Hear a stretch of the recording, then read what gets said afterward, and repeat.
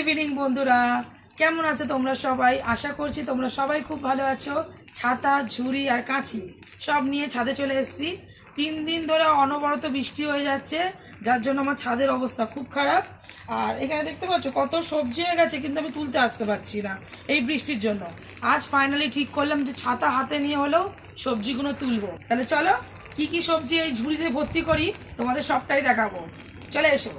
প্রথমে শুরু করছি ঢেঁড়স তোলা দিয়ে। দেখো কত ঢেঁড়স হয়েছে বাগানে, আর সব পেকে যাচ্ছে না তুলে তুলে। আগে চলো ঢেঁড়সগুলো পেরে নিই, কথা কম বলবো। তোমরা দেখো ঢেঁড়সের সাইজটা ঠিক কেমন হয়েছে। এটা কিন্তু পাকা না, এটা কচি ঢেঁড়সই, কিন্তু এত বড় সাইজের হচ্ছে। গাছ থেকে ঢেঁড়স তুলেই খাই বন্ধুরা, বাজারে 100 টাকা কেজি ঢেঁড়সের।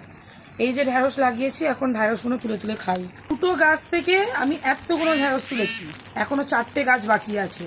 আজ সব ঢেঁড়সগুলো তুলে নেবো। এই এতগুলো ঢেঁড়স আমি সব কটা গাছ থেকে পেয়েছি। এবারে কি হয়েছে দেখো, এই যে তোমরা কে কি নামে বলো আমি জানি না, আমি তো পুরুল বলি, কারণ ঝিঙের মতন দেখতে, কিন্তু ঝিঙে না। তো অনেকগুলো হয়েছে, দেখো এখানে হয়েছে, এখানে হয়েছে।